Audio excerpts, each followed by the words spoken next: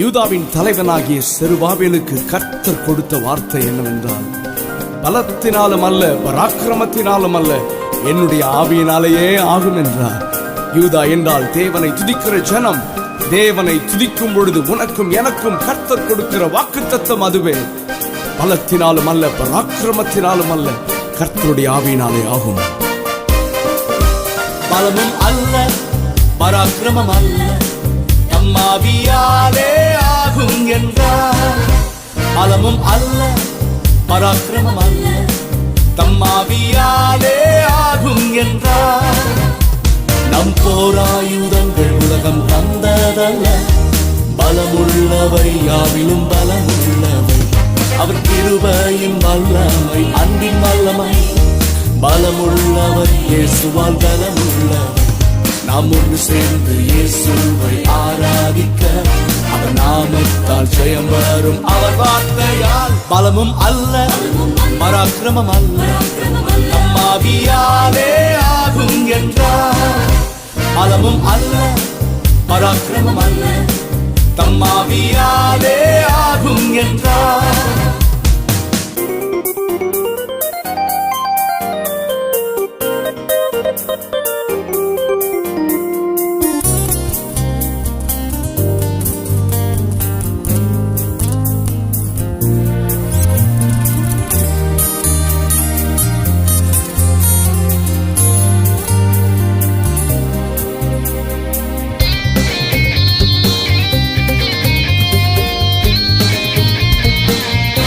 Amen.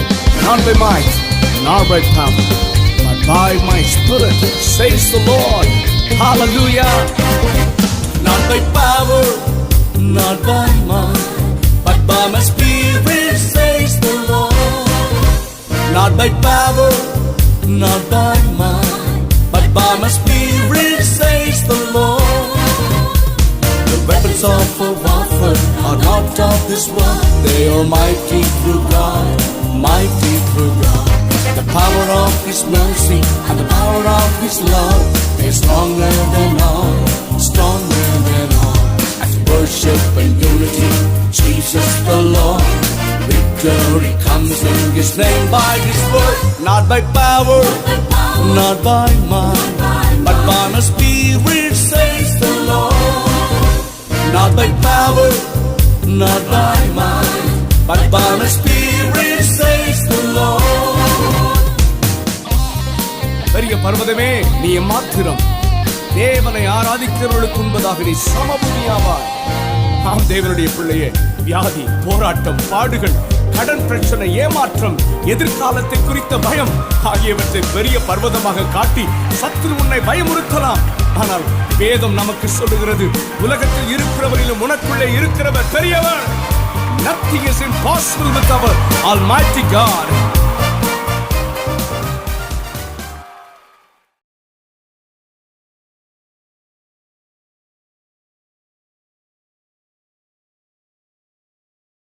இருபத்தி மூன்றாம் அதிகாரத்தையும் நாம் இன்றைக்கு தியானிக்க போகிறோம்.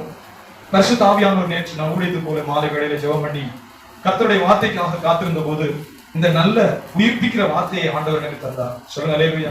நீதிமொழிகளுடைய புத்தகம் ஒரு தடவையாச்சும் படிச்சிருக்கிறேன் அப்படிங்கிற பைய வைக்கும் பார்ப்போம். சொல்லுங்க, சத்தமா சொல்லுங்க அல்லேலூயா. பூமியில நீங்க ஆசீர்வாதத்தோடு வாழ்றதுக்கு பரிசுத்த ஆவியானவர் சாலமோனை கொண்டு, லேமுவேலை கொண்டு சொல்லப்பட்ட மகிமையுள்ள வார்த்தைகள் இருக்கு. நிறைய நல்ல ஜீவனான வார்த்தைகள். சொல்லுங்க. நீதிமொழிகளுடைய புத்தகம் பரிசுத்த ஆவியின் மூலமாய் சாலமோனை கொண்டு தேவனாகிய கர்த்தர் உரைத்த ஜீவ வார்த்தை.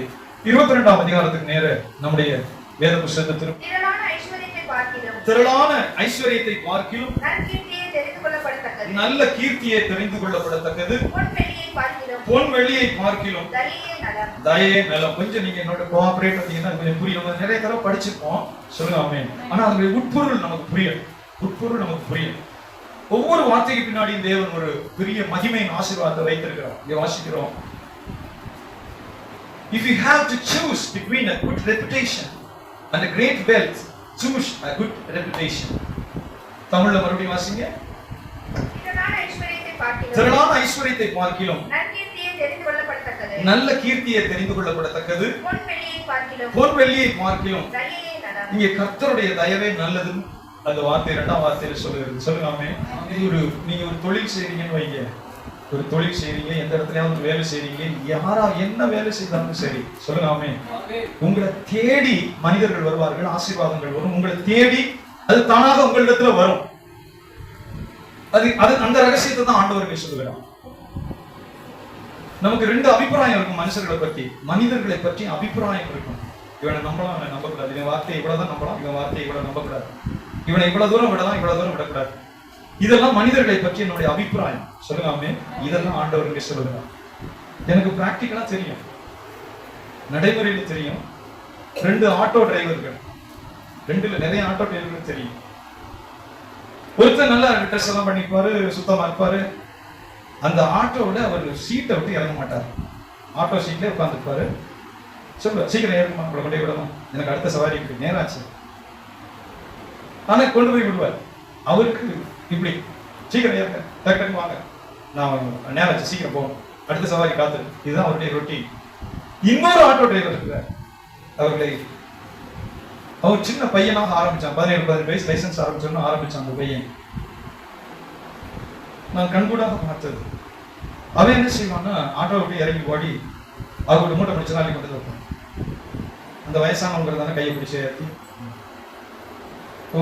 குடியெல்லாம் இறக்கி கொண்டு போய் விடுவான். போகும்போது ஏதாவது கடையில் நிற்கணுமா, பொருள் வாங்கணுமா, உங்களுக்கு எதுவும் நிற்கணுமா, உங்களுக்கு எதுவும் உதவி செய்யணுமான்னு கேட்பான்.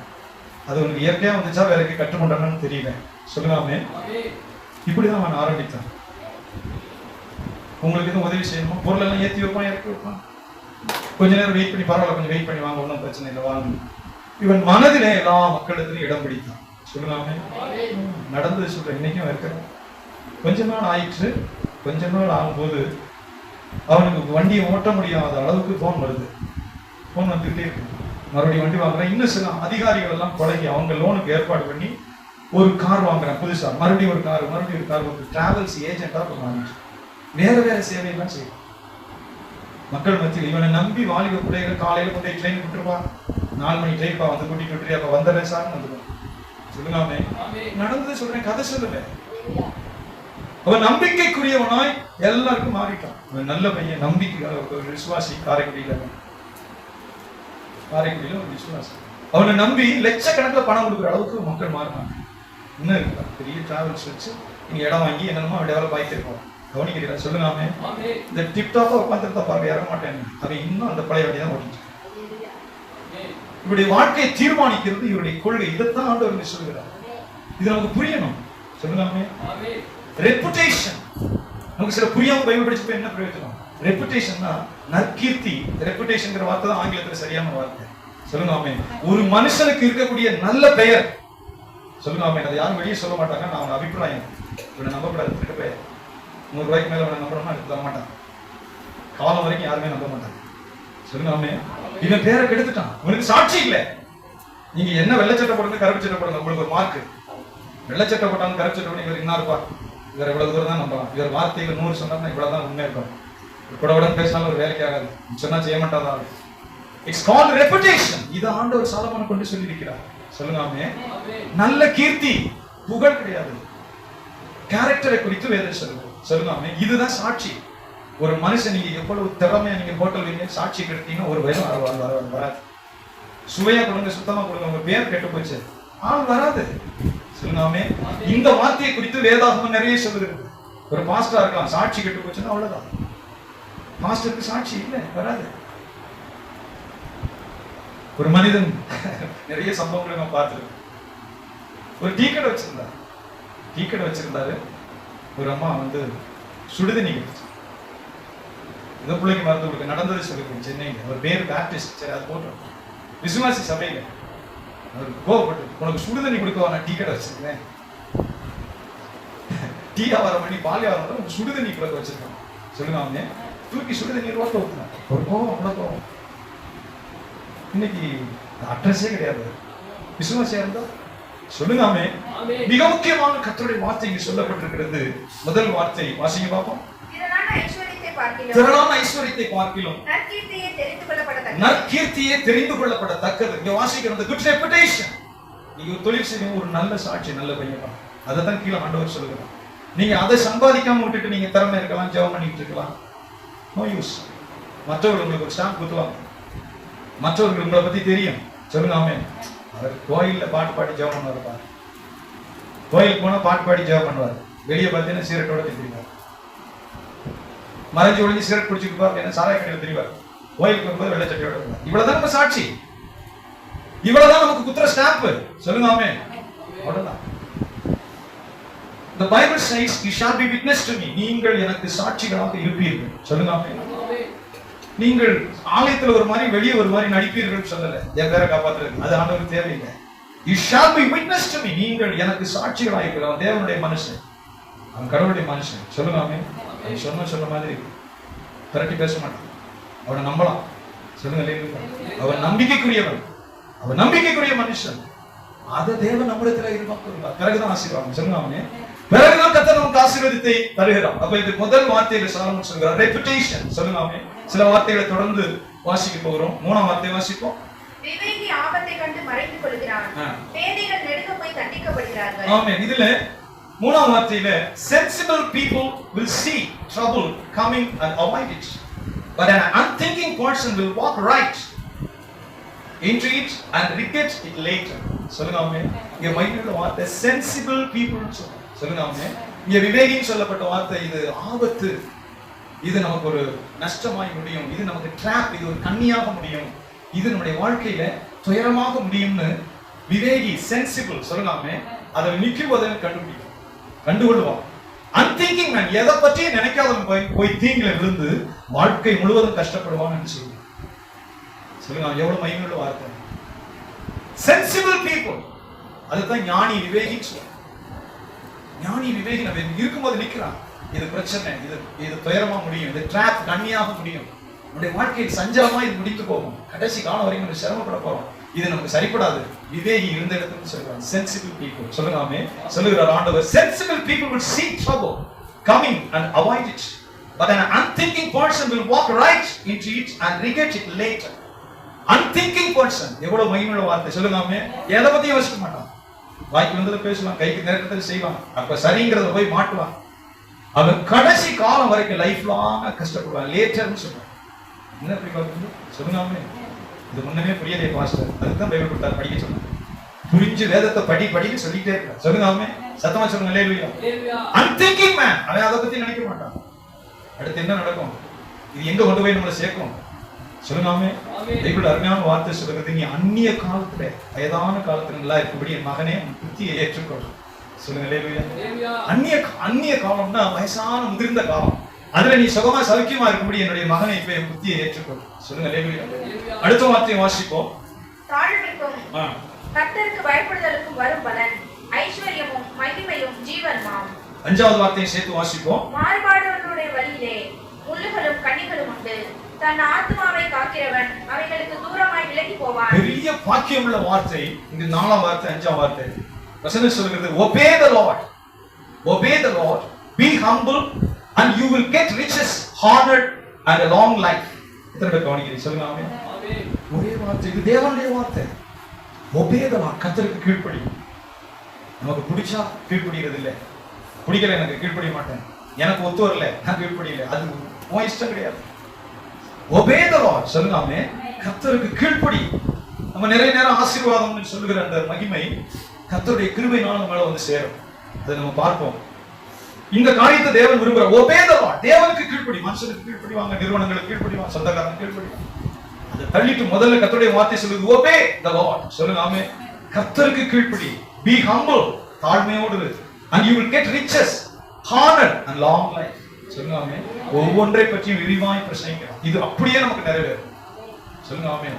ஒரு தேவனுக்கு கீழ்ப்படுகிற மனுஷன் பாருங்க, தேவனுக்கு கீழ்ப்படுகிற மனுஷன் மனத்தாழ்மையுள்ள மனுஷன். இந்த வசனத்தை தமிழ்ல வாசிப்போம். தாழ்மைக்கும் கர்த்தருக்கு பயப்படுதலுக்கும் வரும் பலன் ஐஸ்வர்யமும் மகிமையும் ஜீவனும். இங்கே சொல்லப்பட்டிருக்க பிரிச்சு அருமையா தெளிவா எளிமையா புரியும். obey the Lord, obey the Lord, கர்த்தருடைய வார்த்தைக்கு கீழ்ப்படுகிறது போல ஒரு பெரிய பாக்கியம் இல்லை. ஒரு ஜெபமாகட்டும், ஆண்டவருக்கு கொடுக்கிற விஷயமாகட்டும், கர்த்தருக்கு ஆராதனை செய்கிற விஷயமாகட்டும், நிறைய சொல்றார், ஏழைக்கு கொடுக்கிறதாகட்டும், சொல்லுங்க அல்லேலூயா. நம்ம கீழ்ப்படியாம தேவ ஆசீர்வாதம் வரவே வராது. கீழ்ப்படியாத யார் மேலும் கர்த்தர் பிரியப்பட்டு தன் கையை நீட்டுகிறதே கிடையவே கிடையாது. ஆபிரகாம் சொல்றார், அவன் கீழ்ப்படிந்த போது அடுத்த இடத்துக்கு கொண்டு போறான். நீ புறப்பட்டு வா, அவன் புறப்பட்டு வர்றான். சொல்லுங்க. தகப்பன் வீட்டை விட்டு, இனத்தை விட்டு, தேசத்தை விட்டு விட்டுங்கிறார். தகப்பனுடைய வீட்டை விட்டு, தேசத்தை விட்டு, இனத்தை விட்டு, இதை விட்டுட்டு நான் உனக்கு காண்பிக்கிற தேசத்துக்கு போ சொல்லிட்டு நிறுத்திட்டார். நான் வர்ற ஆண்டவரே. சொல்லுங்க அல்லேலூயா. சத்தமா சொல்லுங்க, வர்ற ஆண்டவரே. இப்ப கீழ்ப்படுகிறார். கர்த்தர் நீதியாக இருக்கிறார். பிள்ளைகளே ஆண்டவரே, பிள்ளைகளே ஆண்டவரே, பிள்ளைகளே ஆண்டவரே அமைதியாக இருக்கிறார். இங்க வா, நட்சத்திரத்தை பாரு. இது என்ன? இதெல்லாம் என்ன முடியாது ஆண்டவரே. சரி, இந்த மணலை பாரு. இந்த மணல் என்ன? இதெல்லாம் எனக்கு என்ன முடியாது ஆண்டவரே. இது மாதிரி உனக்கு பிள்ளை இருக்கும். ஆனா கையில பிள்ளை இல்லை. கையில பிள்ளை கொடுக்கல. வானத்தையும் பாரு, பூமியையும் பாரு. இது மாதிரி உனக்கு பிள்ளை இருக்கும். அப்புறம் கொஞ்ச நாள் ஓடுது. ஆண்டவரே, எனக்கு என்ன தெரியுது ஆண்டவரே, பிள்ளைங்க ஆண்டவரே. இந்த வீட்டுல இருக்கிற எலியேசர் மேனேஜர் தான் எல்லாத்துக்கும் சொந்தமாவா போட்டு தெரியுது. தோல்லாம் சொல்லிட்டு இருக்கேன். கால் சுருக்குது, தோல் சுருக்குது. சாராளுக்கு மென்சஸே நின்று போச்சு. எனக்கு சரீரமே சுருங்கி போச்சு. ஆண்டவர், இதெல்லாம் என்ன வேலைக்கு ஆகுமா? பதில் சொல்லுங்க. சொன்ன நினைக்கிறோம், ஜெபம் பண்ணணும், வேலைக்காரன் மணி அடிச்சு போர் நாட் சொன்ன வெளியாது. இந்த உள்ளே நெய்யா அது இல்ல ஆண்டவர். இந்த உள்ளே நெய்யா சொல்றது கிடையாது ஆண்டவர். சொல்லுங்க, அவருக்கு முன்னாடி நீ பயந்து நடுங்கி காத்திருந்து ஜெபம் பண்ணி அங்க கிடையாது கிடக்கணும். அவர் நேரம் வரும்போது அவர் சொல்றாரு. அவர் நேரம் லேட் ஆகுது பாஸ்டர். நமக்கு கொஞ்சம் குழாம்புறதுக்கு ஏதாவது ஒரு குழந்தை கிடைக்குமா ஆதாரம் மூலமா? கையை பிடிச்சா யாரும் தடுக்க போறது இல்லை. போ பாத கையை பிடிச்சா அவர் நிறுத்த போறாரு. ஆதாரம் கட்டிட்டார் தோல போயிட்டு அதுடைய விலையை நீ தான் நிற்கணும். அது மாதிரி கத்தியை தூக்கும். உன் பிள்ளையை கொள்றதுக்கு ஆபிரகாமுடைய பிள்ளையை கொண்டு வைக்கிறதுக்கு கத்தியை தூக்கும். கற்பத்தில் இருக்கும்போதே சொல்லிட்டாரு, அது துஷ்டமா இருக்கும். தன்னுடைய சகோதரருக்கு விரோதமா குடியிருக்கும். It shall be happen. இது உனக்கு நடக்கும். எனக்கு ஒரு தரிசனம் கொடுத்து, உன் புள்ள ரவுடியா இருக்கும், ஒரு வெட்டி இப்படி ஜெயிலுக்கு போவோம், ரோட்ல தெரியும் பிடிச்சுட்டு உருளும் அப்படின்னு எனக்கு சொப்பனத்துல சொன்னா என்னத்துக்கு ஆகும்? அது உயிரோடு இருக்கிற காலம்னா இதுவா நடக்கும். ஒரு புறம் பாவி வச்சுக்க ஊழிய செஞ்சுக்கிட்டு என் புள்ள ரவுடியா இருக்கும், ஜெயிலுக்கு போகும், புத்தம் விட்டு ரோட்ல தெரியும்னு சொன்னா என்னாண்டவரே. என்கிட்ட கேட்டாப்போ ஆதாரம் சேர்த்துக்கிட்டேன். உன் மனைவி பேச்ச கேட்டு ஆதாரம் சேர்த்துக்கிட்டேன். நான் என்ன செய்யறது? நான் கொடுக்கறேன்னு சொன்ன புள்ள ஈசாக்கு, அது புள்ள மாதிரி இருக்கும், அமைதியா இருக்கும். சொல்லுங்க, நான் சொன்ன புள்ள ஈசாக்கு, அது அமைதியா இருக்கும், புள்ளமா இருக்கும், ஊரை கெடுக்காது. அதோட நான் உடன்படிக்கை செய்வேன். அதுதான் நான் உனக்கு கொடுக்குறேன்னு சொன்ன புள்ள. அப்ப இது இஸ்மேல், இது நீனா உன் இஷ்டம், உன் சொந்த விருப்பம், சொந்த தேர்ந்தெடுத்தல். இதுக்கு நான் என்ன செய்ய முடியும்? சொல்லுங்க. உனக்கு நான் வச்சிருந்தது ஆப்பிள், நீ தெரிந்து கொண்டது அடிப்பட்ட. என்ன ஆப்பிள் தான் நான் உனக்கு தரேன்னு சொல்லி நீ போய் அவசரப்பட்ட அடிப்பட்டை தந்தீங்க, நான் என்ன செய்ய? It's called disobedience. இதுதான் கீழ்ப்படியும். சொல்லுங்க. அப்படி இருந்தும் தேவன் அவனை கைவிடல, நெஞ்சிறான். 100வது வயது ஒரு பிள்ளையை கொடுக்குறான். சொல்லுங்க. கொடுத்த பிள்ளைய அது கூட 12 வயசு வரும்போது நான் சொல்ற இடத்துல கொண்டு பழியிடு. தேவன் மனுஷனோட நடந்து கொண்டே இருக்க. அவன் மரணம் வரைக்கும் கீழ்ப்படியதான் வேணும். சொல்லுங்க. கீழ்ப்படியும் போது அவன் உருவாக்கப்படுகிறான். அப்புறம் தான் அவன் சிநேகிதனா மாற முடியும். தேவனுக்கு ஒரு மனுஷன் கீழ்ப்படிகிறது மூலமா தான் சிநேகிதனா மாற முடியும். சொல்லுங்க. இல்லைன்னா சிநேகிதனா எப்படி மாற முடியும்? வேதம் சொல்கிறது ஆபிரகாம் தேவனுக்கு சிநேகிதனா இருந்தான். சொல்லுங்க. அல்லேலூயா. அவன் எப்ப தெரியுமா சரியானது கற்றுக்கொண்டான்? 3 நாள் பிரயாணம் பண்ணி பலியிடணும்னு கொண்டு போயிட்டான். சாராட்ட சொல்லவே கிடையாது. ஈசாக்கு வாப்பா, நம்ம போவோம். எங்கப்பா போறோம்? நம்ம போவோமா? விறகு கேட்ட தூக்குங்க, கத்தியை தீட்டிக்கிறங்க, நெருப்ப கையில வச்சுக்கிறங்க. எங்கப்பா போறீங்க? போவோம். கர்த்தர் சொன்ன இடத்துக்கு போவோம். சொல்லுங்க. அல்லேலூயா. கடைசி வரைக்குமே சொல்லல. சொன்ன காரியம் கட்டுறோம். எல்லாருக்கும் சொல்லணும்னு அவசியம் இல்லை. சில நேரங்கள் தரிசனங்களை கூட நம்ம முத்திரிச்சு தான் வைக்க வேண்டியது. அது எல்லாருக்கும் புரியாது. எல்லாருக்கும் புரியணும்னு அவசியமும் கிடையாது. ஆபிரகாமுக்கு சொன்னது அவன் கீழ்ப்படியும், அவ்வளவுதான் விஷயம். அவர் சாராட்ட சொல்லல, ஈசாக்கிட்ட சொல்லல, ஆபிரகாம்கிட்ட கர்த்தர் சொன்னார். அவனை கூப்பிட்டு கத்தியை திட்டு. அவன் பாட்டுக்கு விறகு கட்டையை தூக்கி கழுதையில சேனை வச்சு வேலைக்காரனை கூட்டிட்டு போயிட்டான். வேலைக்காரன் ஒரு இடத்துல நிறுத்தி, இங்கே நின்றுங்க, இதுக்கு மேல வந்து நீங்க ஏதாவது கையை கால பிடிச்சு கால் கையில விழுந்து என் வேலை கட்டு போயிடும், இங்கே நீ நின்றுட்டா போதும். கழுதை அந்த விறகு என்ன செய்யறது? மய மேல தூக்கி வை, தூக்கு விறக மலை மேல உச்சியில ஏறு. சொல்லுங்க. வார்த்தை கையை கால கட்டும் போது அந்த பிள்ளை நின்னதான் நான் எப்போதுமே எப்படி ஒரு பிள்ளை பிறந்திருக்கு. தகப்பன் கையை கட்டுறான் பாருங்க, அப்பதான் தெரியுது. சரி, நம்ம தான் போட்டிருக்கு பலியாக. கர்த்தரால் பார்த்துக் கொள்ளப்படும். சொல்லுங்க. கர்த்தர் பார்த்துக் கொள்வார். ஆடுங்கப்பா, மறந்துட்டீங்களா? ஆயிரக்கணக்கில் ஆடு இருக்கணும் மட்டும் ஆடு எடுக்காம கத்தியும் தீயும் கொண்டுட்டு வரீங்க. என்னது ஆடு இருக்க? அது கர்த்தர் பார்த்துக்குவார். சொல்லுங்க. இவ்வளவு பெரிய விசுவாச மனிதனாய் மாறுகிறான். பிள்ளை கெஞ்சிக்கிட்டே இருந்தாங்க, பிள்ளையை கொடுக்கிறதுக்கு விசுவாச மனுஷனா மாறிட்டே வர்றான். He obeyed God to fulfill the plan of God. தேவனுடைய திட்டத்தை நிறைவேற்றுகிறது தன்னை ஆயத்தப்படுத்தி அர்ப்பணித்து போய் கொண்டே இருக்கிறான். கையை காலை கட்டி தூக்கி வச்சுட்டு கத்தியை தூக்கும் போது கூட அவனுக்கு இது கர்த்தர் ஒரு செகண்ட்ல தான் இருக்கிறார். கத்தியை சொருகிறாங்க. அவனுக்கு ஒரு தடையும் இல்லை. கத்திய ஒரே சொருகு குறவடையில சொருகிட்டு இந்த கையில தீப்பந்தத்தை ஒரு போடி ஒரு இருக்கு திருப்பி வராம போயிட்டே இருக்கும். விசுவாச வீரன். சொல்லுங்க பெற்றுக்கொள்றது ஆசீர்வாதம் இல்ல, கொடுக்கிறது கீழ்ப்படிகிறது ஆசீர்வாதம் தான். சொல்லுங்க அதன் கீழ்ப்படிந்தபடி நான் வசனம் சொல், நீ என் சொல்லுக்கு கீழ்ப்படிந்தபடினாலும் அந்த வார்த்தை வந்துட்டே இருக்கும் பைபிள்ல. இனி என் சொல்லுக்கு கீழ்ப்படிந்தபடினா உன்னை நான் இப்படி வைப்பேன். சொல்லுங்க டக்குன்னு அதை மட்டும் நசிப்போமா? நீ என் சொல்லுக்கு கீழ்ப்படிந்தபடினால். அதை மட்டும் குறிச்சு வைங்க பாப்போம். எத்தனாவது அதிகாரம் எத்தனாவது வசனம்? ஆதியாகமம் 22:18. 22:18. இந்த வார்த்தை ரொம்ப மகிமையுள்ள வார்த்தை. நீ என் சொல்லுக்கு கீழ்ப்படிந்தபடினால், அதான் முக்கியம். இந்த வார்த்தைக்கு நீ கீழ்ப்படிந்தபடினா வாசிங்க. உன் சந்ததிக்குள் பூமியில் உள்ள சகல ஜாதிகளும் ஆசீர்வதிக்கப்படும் என்றும் என்னுடைய பெயரில் நான் ஆணையிட்டேன் என்று கர்த்தர் சொல்கிறார். சோதரம் பைபிள் வாசிக்கிறோம். அவன் ஒவ்வொரு இடத்திலும் தேவனுக்கு கீழ்ப்படிந்த போது கன்ஸ்ட்ரக்டிவ் பிளெஸிங்ஸ் அப்படி கட்டுக்கட்டா அள்ளி கொடுக்குறோம்னு சொல்றோம்ல, அது மாதிரி இதான் அந்த பூரா வச்சுக்க. ஆண்டவரே நான் ஒண்ணுல பிரதேசம் நடந்தது, நீ எவ்வளவு தூரம் நடப்பி அது புறம் வந்து ஆண்டவரே பட்டா அது பட்டா பரவந்து நீ எவ்வளவு தூரம் நடக்க முடியுமோ அது புறம் அது புறம் போகும் பிள்ளை. சொல்லுங்க இல்லையா? இன்னைக்கு இஸ்லாமியர்கள் சரி போகணும் இந்த பக்ரீத் கொண்டாடி அவங்க குரான்ல இஸ்மாயில பலியிட்ட மாதிரி எழுதி வச்சிருக்காரு. அது போட்டு நமக்கு தேவையில்லை. யூதர்களும் சரி கிறிஸ்தவர்களும் சரி எண்ணிக்கை கிடங்காதா என்னுடைய பிள்ளைகள். சொல்லுங்க மறுபடியும் வசனத்துக்கு திரும்பவும் 22ஆம் அதிகாரத்துல 4ஆம் வசனம். தாழ்மைக்கும் கர்த்தருக்கு பயப்படுதலுக்கும் வரும் பலன் ஐஸ்வர்யமும் மகிமையும் ஜீவனுமா. ஆங்கிலத்துல obey the Lord. இது நம்முடைய வாழ்க்கையில ஆண்டவருடைய பிள்ளைகள் பெருசா கற்றுக்கொள்ள வேண்டிய obey the Lord. கர்த்தருக்கு கீழ்ப்படியும். ஆண்டவருக்கு கீழ்ப்படுகிற மனுஷன் மேலதான் கர்த்தர் தயவையும் கிருபையும் தருகிறார். அடுத்து ஹம்பிள். சொல்லுங்க மனத்தாழ்மை. சொல்லுங்க இல்லையா?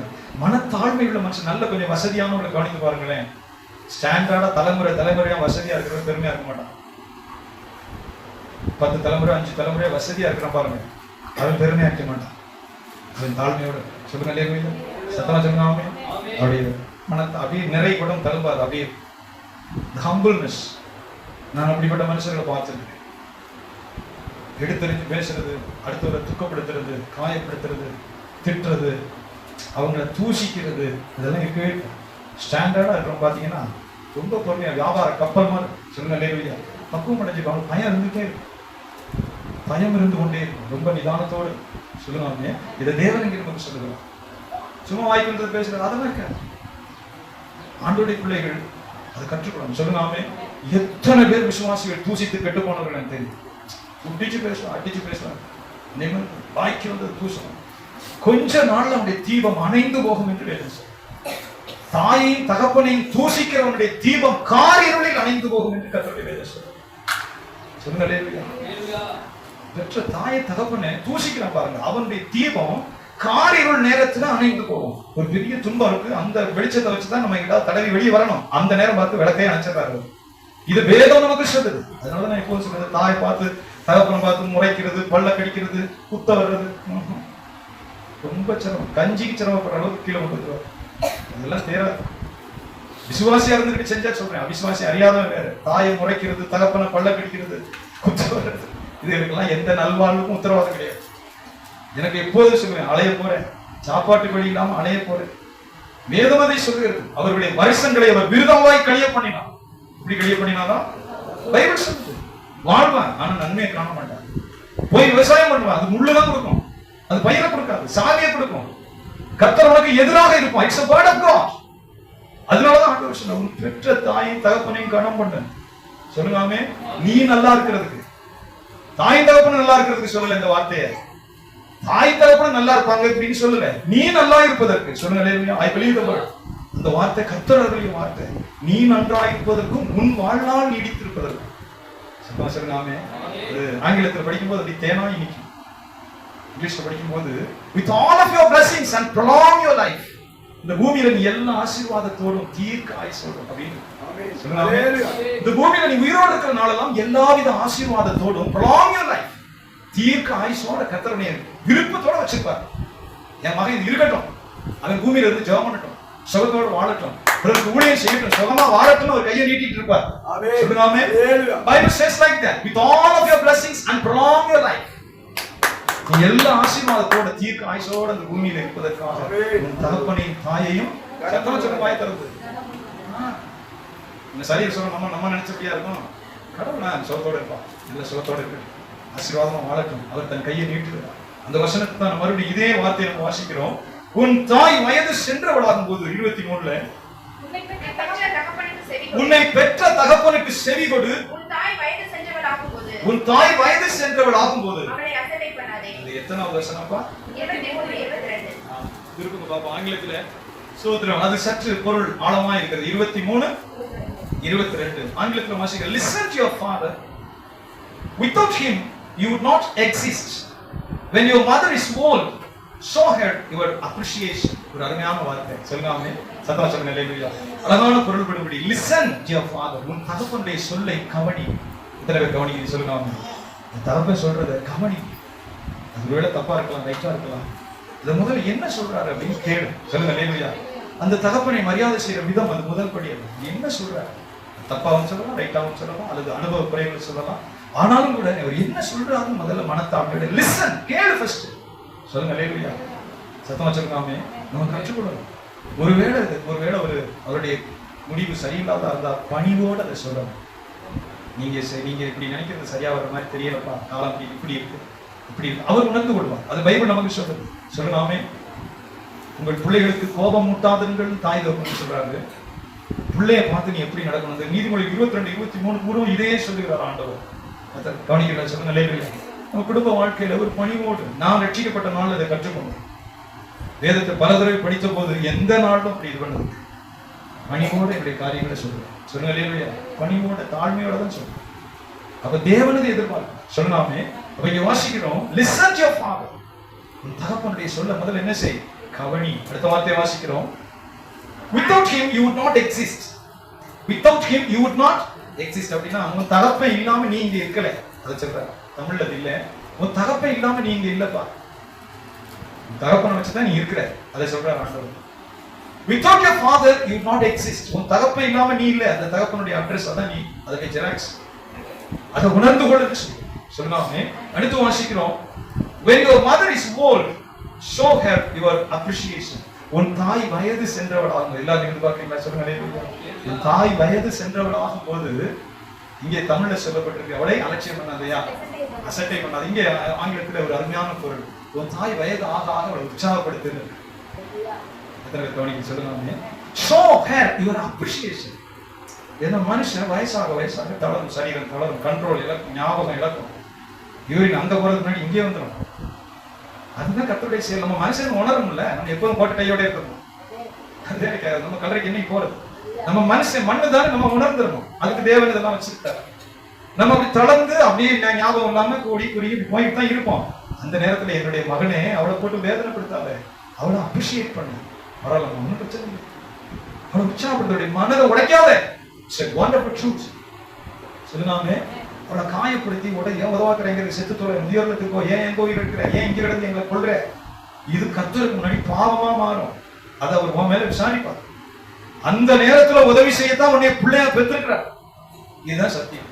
அந்த நேரத்துல உதவி செய்யத்தான் நீ மகனாகவும் மகளாகவும் பேரனாகவும் பேத்தியாகவும் வீட்டுல வச்சிருக்கிறார். சொல்லுங்காமே. சத்தமா சொல்லுங்களேன். அதைத்தான் இங்க வேதனை சொல்லுகிறேன்.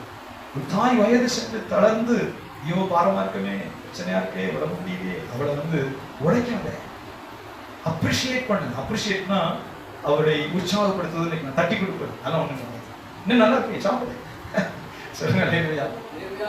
கஷ்டம் தான். சொல்லுங்க ஹalleluya. அதுதான் மேன்மை. அதுதான் தேவன் மனசுல எதிர்பார்க்கிறார். சொல்லுங்க ஹalleluya. அதை நீங்க கற்றுக்கொள்ளும் போது கர்த்தர் உங்க மேல கிருபையும் பாக்கியமும் அருளுவார். அத வேதம் நமக்கு சொல்லுது. சொல்லுங்க ஹalleluya. அதனாலதான் வாசிக்கிறேன் 22ஆம் அதிகாரத்துல மகிமையுள்ள சத்தியம். யாருக்கு தேவனுடைய ஆசீர்வாதம் வீட்டுல தங்குதுன்னு சொல்றார். 4ஆம் வசனத்துல obey the Lord. மறுபடியும் வாசிப்பாங்க வசனத்தை. தாழ்மைக்கும் கர்த்தருக்கு பயப்படுதலுக்கும் வரும் பலன் ஐஸ்வர்யமும் மகிமையும் ஜீவனுமா.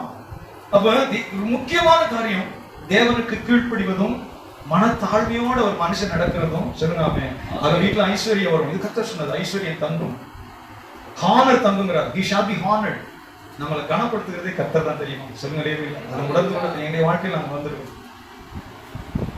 நான் அடிக்கடி அழுது ஜெபிக்கிறதே என் பிள்ளைகளும் தம்பி தங்கச்சிகளும் பெருமையில பாவத்தில் அடியப்படாதுங்கிறத நான் பிச்சைக்காரனா இருந்தீங்களே கொண்டு போய் தான் வச்சிருக்கிறார். ஒன்றும் வைக்கல, பிச்சை தான் எடுக்கல. தம்பி தங்கச்சியெல்லாம் பார்த்தோம்னா நல்லா வச்சிருக்கேன். சுமித்த 2.5 கோடிங்கிறான் 1.5 கோடிங்கிறான் வீடு. மாசம் 4 லட்சம் தான் சம்பாதிக்கிறாங்க. அது கூட 10 தெரியல.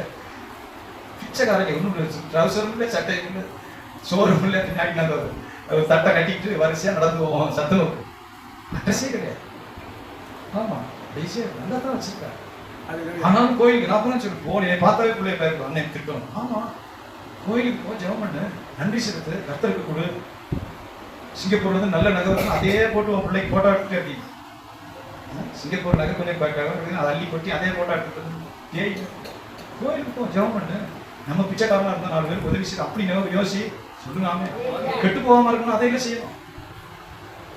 அக்கா பணக்காரியா, தங்கச்சி பணக்காரியா, அண்ணன் பணக்காரனா, தங்கச்சி பணக்காரனா, கேடு எங்க இருந்து வரும் சொல்லுங்க. வசனம் சொல்லுகிறது obey the Lord, be humble, தாழ்மையோடு இரு, and you will get riches, honor and long life. தீர்க்காயுசு நீங்க பயப்படவே வேண்டாம். கர்த்தர் சொல்றார், தேவனுக்கு கீழ்ப்படிகிறவனுக்கும் மனத்தாழ்மையோடு நடக்கிறவனுக்கும் சொல்லுங்க. அல்லேலூயா. மிக மிக முக்கியமான சத்தியம். இந்த மனத்தாழ்மையை விட்டு விசுவாசிகள் சீக்கிரத்தில் செத்து போயிடுவாங்க. ரொம்ப பேர் நான் சாட்சி சொல்ல முடியும், சொல்ல விரும்புறேன். இந்த மனத்தாழ்மையை காத்துக்கொள்ளாத மனிதர்கள் காலத்துக்கு முன்னே தேவனுடைய கோபத்தினால குடும்பங்கள் தண்டிக்கப்பட்டு சிதைக்கப்பட்டு அடையாளங்களாய் திரிகிறார்கள். இந்த மனத்தாழ்மையை நம்ம தள்ளிட்டோம்னா தேவனுடைய கோபம் தன்னால் நம்ம வந்து சொல்லுங்க. மனத்தாழ்மை, ஹம்பிள்னஸ், அந்த மனத்தாழ்மை. அதனாலதான் 2 முக்கியமான காரியங்களை சொல்கிறார் ஆண்டவர். தேவனுக்கு கீழ்ப்படுகிறவர்களுக்கும் மனத்தாழ்மையோடு இந்த பூமியில நடக்கிறவர்களுக்கும் சொல்லுங்க. மனத்தாழ்மையோட இந்த பூமியில நடக்கிறவர்களுக்கும் கர்த்தர் வைத்திருக்கிற ஐஸ்வர்யமும் கனமும் மகிமையும் தீர்க்க ஆயுசும் சொல்லுங்க. இதை விட்டு விளையாடக்கூடாது. காரணம் இல்லாம ஏன் நம்ம சஞ்சலப்படுறோம்? காரணம் இல்லாம அடி வாங்குறது எதுக்குன்னா இதுக்குதான். அந்த மனத்தாழ்மையோடு இருக்கிற மனுஷருக்கு மேல அவர் கிருபையோடு இருக்கிறார் சொல்லுங்க. அல்லேலூயா. இன்னொரு முக்கியமான வார்த்தையை நம்ம பைபிள வாசிக்கிறோம். 23ஆம் அதிகாரத்துக்கு திருப்புங்க. ஸ்தோத்திரம் ஆண்டவரே. நிறைய வார்த்தைகள் உண்டு. 23ஆம் அதிகாரம் 17ஆம் வசனத்திலிருந்து வாசிக்க போறோம். 23ஆம் அதிகாரம் 17ஆம் வசனத்திலிருந்து வாசிங்க. 19 வரை. உன்னுடைய மனதை பாவிகள் மேல் பொறாமை கொள்ளும்படி விடாதே. நீ நாள்தோறும் ஆண்டவரை பற்றும் பயத்தோடு இரு. நிச்சயமாகவே முடிவு உண்டு. உன் நம்பிக்கை வீண் போகாது சொல்லுங்க. உங்களுக்காக ஆங்கிலத்தில் வாசிக்கிறேன். Do not be envious of sinful people. Let reverence for the Lord be the concern of your life. If it is, you have a bright future. கவனிக்க சொல்லுங்க. பாவிகள் மேல எரிச்சல் படாதே சொல்லுங்க. அல்லேலூயா. நமக்கு முன்ன முன்னேறிட்டானே, நமக்கு உள்ளதை எடுத்துட்டானே, அங்க போயிட்டானே, இங்க போயிட்டானே, அதை பத்தி கவலைப்படாதேன்னு சொல்லுவார் ஆண்டவர்.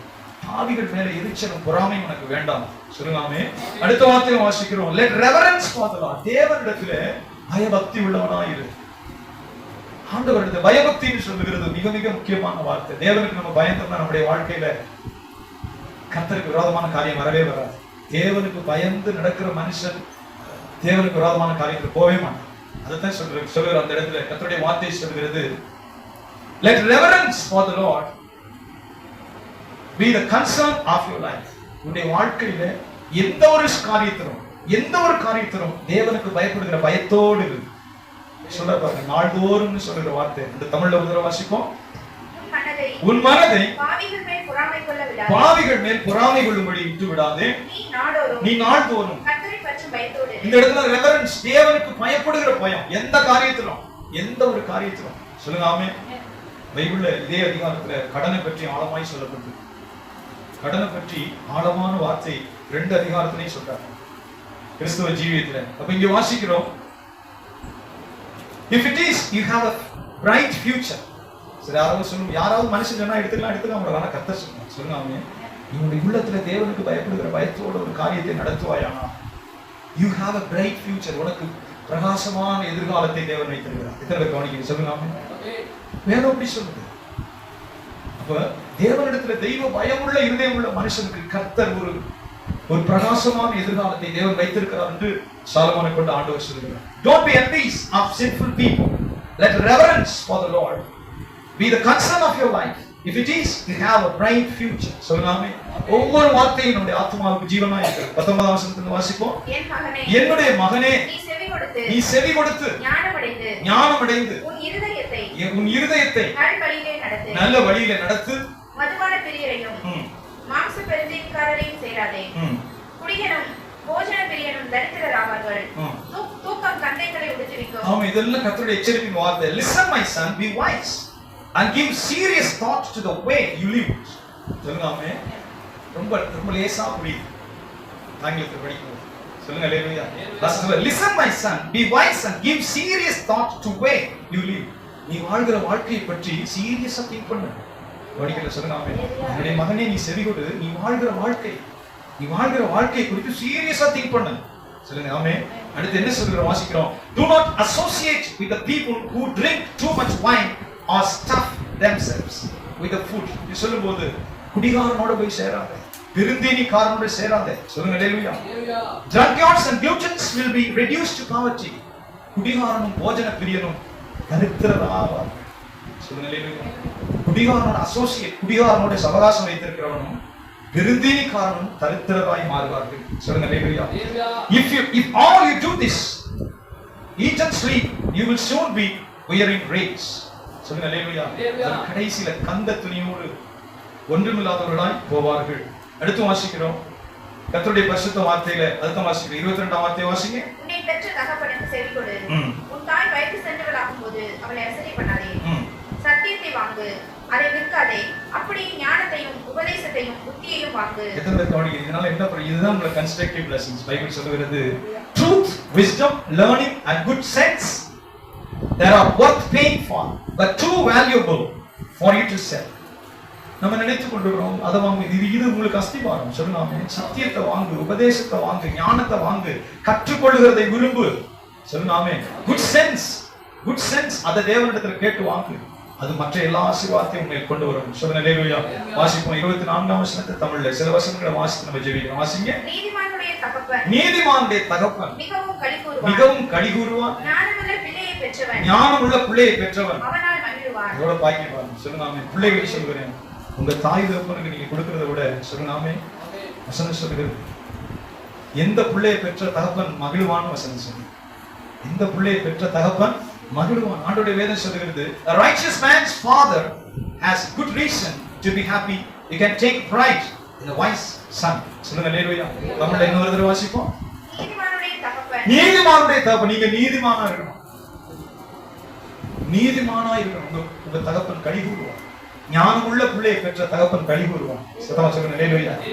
பெரிய பாக்கியம். சில பிள்ளைகளுக்கு தாய் தகப்பனை ஓத்திரப்படுத்துறது அப்படி பிள்ளை வாச்சிருக்கணும். அது பிள்ளையை பெற்றதே வேஸ்ட். நம்ம பிள்ளை வசனம் அப்படிதான் சொல்லுங்க. உங்க தாய் தகப்பனை நீங்க இருக்கணும். நீங்க எப்படி இருக்கணும்? என் பிள்ளை எனக்கு அப்படி இருக்கணும். சந்ததிகளை கர்த்தர் அப்படிதான் வச்சிருக்காங்க. அப்ப நீதிமானை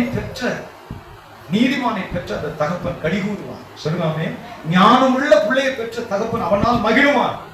சொல்லுங்க அல்லேலூயா. நம்ம குடும்பங்கள்ல நிறைய நேரங்கள்ல சமாதானம் இல்லாத காரணமே இல்லை. நிறைய நேரங்கள்ல நம்முடைய குடும்பங்களை சமாதானத்தை இழந்து போகிற காரணம் இல்லை. சொல்லுங்க ஆமென். பொறுமை இருக்காத, நிதானம் இருக்காத, யோசிக்காத நிறைய விஷயங்கள் டக்குன்னு வார்த்தையை விடுறது.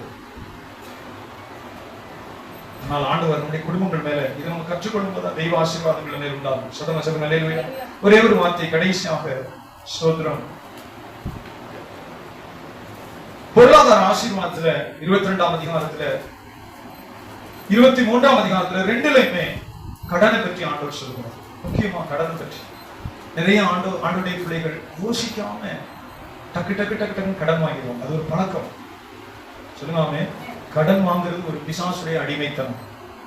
பைபிள்ல எந்த இடத்துலையும் நீ கடன் வாங்குவாயின்னு சொல்லப்படவே இல்லை. கடன் வாங்குவது ஆசீர்வாதம்னு பைபிள்ல சொல்லவே கிடையாது. எத்தனை பேர் கவனிக்க? சொல்லுங்க கடன் வாங்குவது ஆசீர்வாதம்னு சொல்லல. நீயோ கடன் வாங்காதிருப்பாய்ன்னு சொல்லப்பட்டு. சொல்லுங்க நீயோ கடன் வாங்காதிருப்பாய், அநேகம் சாதிகளுக்கு கொடுக்கிறவனா இருப்பாய். இதுதான் தேவனிடத்திலிருந்தும் பரிசுத்தவான்களுக்கு கொடுக்கப்பட்ட ஆசீர்வாதம். புதிய ஏற்பாட்டு பரிசுத்த அப்போஸ்தலன் பவுல் சொல்கிறார், அன்பினாலே அன்றி வேறொருவிடத்திலும் கடன் படாதிருங்கள். கடன் படும்போது நம்ம அடிமையாக சிக்கி கொடுக்கிறோம். அவனுக்கு பயந்து நம்ம வேலை செய்வோம். நான் இன்னைக்கு படித்த போது ஆச்சரியப்படும். எத்தனை ஆயிரம் வருஷங்களுக்கு முன்னாடி இது அவனுக்காக பயந்து நாம் வேலை செய்வோம். ஐயோ அவனுக்கு கடன் கட்டணுமே நம்ம பயந்து வேலை செய்து கொண்டிருப்போம். சொல்லுங்க அந்த நிலைமைக்கு பிசாசு நம்மளை தள்ளி லாக் பண்ணிடும். அந்த கடனை அடைக்கிறதுக்காக நம்ம ஓடிக்கொண்டே இருப்போம். அது பழக்கமா மாறிடும். சொல்லுவாமே, அதை முடிச்சு அந்த சுமை இறங்கணும்னா மறுபடியும் ஒரு கடன் வாங்குவோம். அந்த சுமை முடிந்த உடனே மறுபடியும் ஒரு கடன் வாங்குவோம். ஆனா அதுதான் வாழ்க்கை என்று சொல்லி, அதுதான் அப்படி பழக்கம்னு சொல்லி நம்ம மனசுல சார்ஜ் பதிச்சிடும். சத்தியம் அப்படி கிடையாது. கவனிக்கிற சொல்லுவாமே, கடன் வாங்கினா தான் காசு வாழ முடியும், கடன் வாங்கினா தான் கட்ட முடியும், கடன் வாங்கினா தான் மீள முடியும், கடன் வாங்கினா தான் முன்னேற முடியும். இதெல்லாம் பிசாசு நமக்கு விதைச்சு வச்சிருக்கிற விதை. சொல்லுங்க அல்லேலூயா. தேவனுடைய வார்த்தை அப்படி சொல்லவே கிடையாது. தேவனுடைய வார்த்தை, நான் உன்னை ஆசீர்வதிப்பேன். சொல்லுங்க ஆமே, நான் உன் மேல ஆசீர்வாதத்தை வர பண்ணுவேன். நீ கர்த்தருக்கு உண்மையா கொடுக்குமா தங்கம், அது மறுபடியும் ஆசீர்வதிப்பேன். பரிசுத்தவான்கள் அப்படிதான் ஆசீர்வதித்தார். யோபு, ஆபிரகாம், ஈசாக்கு, யாக்கோபு. யாக்கோபு நினைத்துக் கொண்டான், தேவனை வஞ்சித்து தேவனுக்கு கொடுக்காம நம்ம வரலான்னு. கர்த்தர் அவனுக்கு அப்படி எதிரானார். 20 வருஷம் வாக் பண்றார், அடிமையா கொண்டு விட்டு. 20 வருஷம் அவன் விருத்தி அடையவே இல்லை. 20 வருஷம் அப்படி கசைக்கு புள்ளிறார். இவன் தன் திறமையை பயன்படுத்தினான். யாக்கோபு திறமசாலி. யாக்கோபு, அவர் பேரை எத்தன் அப்படி கண்ணு தெரியாத தகப்பன்ட்ட போய் ஆசீர்வாதத்தை வாங்குறான். நான் தான் உங்க மூத்த மகன். தடவி பார்த்து, கெஞ்சி பார்த்து, மோந்து பார்த்து அவரும் லேசப்பட்டாங்க. அப்படி தடவி பார்க்கிறார், மோந்து பார்க்கிறார். குரல் யாக்கோபு குரல் இருக்குப்பா. ஆனா தோலை பார்த்தா வெள்ளாட்டுக்குட்டி தோல் தான், கண்ணு தெரியலையே. மூத்த மகமா இருக்கு, உடம்ப தடமா, தோல் எங்க பார்த்தா முடியாது. ஆனா குரலை பார்த்தா யாக்கோபு குரல் இருக்கு. நான் தடமாறி சாப்பிட்டு கெஞ்சி கெஞ்சி பாக்குறேன், நீ மூத்த மகன் தானா? சொல்லுங்காமே, ஆமாப்பா நாங்க ஒரு மூத்த மகன் தான். அதே கையை வச்சு ஆசிரியர். அது படிக்கும் போதெல்லாம் நம்ம உள்ளத்தை உடைக்கும். அவன் போய் சேர்ந்த பிறகு தம்பி அன்னைக்காரன் வர்றான். அவன் மேலே வா, வேட்டையாடி சமைச்சு கொண்டது என் தகப்பனை அதை புசிச்சுட்டு என்ன அப்புறம் ஆசீர்வாதம் பண்ணுங்க, நீ முந்தி வந்தாங்க யாரா. அந்த பைபிள் சொல்றது, அவன் பிரமித்து நடுங்கி திகைத்துன்னு ஒரு வருஷம். சும்மா வாயில சொல்றது இல்லை. ஈசாக்கு பிரமித்து நடுங்கி அப்படி திகைத்தையோ, எனக்கு முன்னாடி வந்தாங்க அவன் யாருப்பா. அவன் எப்போதும் போல ஏமாத்துக்காரப்ப. ஈசா யாக்கோபு ஏமாற்றுக்காரன் வந்துட்டான். தகப்பன் சாருக்கு உனக்கு கொள்றேன்னு கத்தியோட தெரியும். அண்ணனே ஏமாத்துறான், கூட கொடுத்து அண்ணனே ஏமாத்திட்டு, தகப்பனே ஏமாத்திட்டு, எல்லாம் எனக்கு சொந்தம்னு ஓடுறான். ஓடும்போது கத்துறான். அப்பதான் ஹெவியா பிடிக்கிறான். கொண்டே விட்டு 20 வருஷம், எவ்வளவு லாங் பீரியட் பாருங்க. 20 வருஷம் அவருடைய வாழ்க்கை முழுவதும் யாக்கோபு ஏமாற்றத்தை சந்தித்தான். முதல்ல போகும்போது விரும்பின மனைவி கிடைக்கல, ஆசைப்பட்ட மனைவி. கல்யாணத்தன்னைக்கு பார்த்தா கூச்ச பார்வை, கண்டு ஒரு பக்கம் எடுத்துக்கிட்டு இருக்கு, அதை கட்டிட்டான். ரொம்ப கஷ்டம் வாழ்க்கையில. ஆசைப்பட்ட மனைவி ராகேலுக்கு பதிலா கண்ணு ஒரு பக்கம் எடுத்துக்கிட்டு இருக்காங்க. விரும்பல, விரும்பாத மனைவியோட குடும்பம் நடத்துறது எவ்வளவு கஷ்டம். கடைசி வரைக்கும் அவளுக்கும் கஷ்டம். விரும்பாத மனைவியோட வாழ்ந்துகிட்டு இருக்கிறான். கர்த்தர் அங்க ஒரு புடிக்கு வைக்கிறார். ஏமாத்துறது. மறுபடியும் 20 வருஷம் போகுது, ஒரு ஆசீர்வாதத்தையும் காணல. சொல்லுங்க, யாக்கோபுடைய வாழ்க்கை முழுவதும் சஞ்சலத்தால் இருக்கு. எல்லாத்தையும் விட ஒரு சோகம். தான் நேசித்த ஒரு பக்தி உள்ள பிள்ளைய செத்து போச்சுன்னே நடந்து வாழ்ந்துட்டு. ஆனா யோசேப்பை கொண்டு போய் ஆண்டவர் எகிப்துல வச்சிருந்தார். ஒரு சொப்பனத்துல சொல்லியிருக்க முடியாது, யாக்கோபு கவலைப்படாதப்பா, நல்ல பக்தியான இந்த பிள்ளையை நான் தூக்கி கொண்டே எகிப்துல தான்ப்பா வச்சிருக்கேன், நீ சஞ்சலப்படாது, நல்ல பிரியாணி சாப்பிட்டு தெம்பா இருக்குன்னு சொல்லலாம். சொல்லவே இல்லை. வேணும்னே உன் தகப்பனை எவ்வளவு துக்கப்படுத்தினேன், உன் அண்ணனை எவ்வளவு துக்கப்படுத்தினேன். துக்கம்ங்கிறது விளையாட்டா? அடுத்தவன் சஞ்சலப்பட்ட அழுது கொதிச்சு போயிருந்தாங்க, அது உனக்கு விளையாட்டா தெரியுதோ? வைக்கிறோம் பார் வெடின்னு சொந்த பிள்ளைகள் அப்படி கொண்டு வந்து கொடுக்குது. இந்த பாரு, உன் மகன் போட்டிருந்த துணி பல வர்ணமா இருக்கு, இது உன் மகன் போட்டிருந்த துணியான்னு பாரு. ஆமாப்பா, ஆட்டு ரத்தத்தை ஊத்தி கொண்டு வந்து கொடுக்குறேன். ஏதோ துஷ்ட மிருகம் கொன்றுச்சு, நாங்க தேடி பிடிச்சி இந்த துணியை கொண்டு வந்து தகப்பன்ட்ட கொடுத்தோங்கிறான். சொந்த பிள்ளைகள் அப்படி பித்து பிடிச்சு முடியெல்லாம் பிச்சு மண்ணுல உருண்டு அலறான். யாக்கோ, என் மகனே பக்தி உள்ள ஒரு பிள்ளை போயிடுச்சே, கடவுளை தேடின ஒரு பக்தி உள்ள பிள்ளை இல்லையா? இந்த துக்கத்தை நீ அனுபவிக்கணும்னு கர்த்தர் எழுதுறாரு. அவன் பிரதம மந்திரியாகி அவனை சந்திக்கிற காலம் வரைக்கும் யாக்கோபுக்கு என்ன துக்கம்? என் பிள்ளை ஒரே ஒரு பிள்ளை, பக்தி உள்ள பிள்ளை, தரிசனம் கண்ட பிள்ளை செத்து போச்சே. சொல்லுவாமே, இந்த தண்டனை ஏன் உன் மேல வருது? தகப்பனுக்கு செய்த துரோகம், அண்ணனுக்கு செய்த துரோகம். இதை திராசுல நீர்த்து எப்ப அவர் தீர்க்கிறது? சொல்லுவாமே, துக்கத்தை அனுபவிக்கிறது விளையாட்டு இல்லை. கர்த்தர் தீர்ப்பு எழுதி உட்கார்ந்து. சொல்லுவாமே, தேவனுடைய வார்த்தை விளையாட்டு கிடையாது. தேவனுடைய வார்த்தை விளையாடுற இடம் கிடையாது. பயத்தோட பக்தியோட தேவனை பின்பற்றுகிற மனிதர்கள் பாக்கியவான்களா இருப்பார்கள். சுத்தமா சொல்லுங்க, ஆண்டவருடைய சமூகத்தில் எழுப்பி நிற்போம்.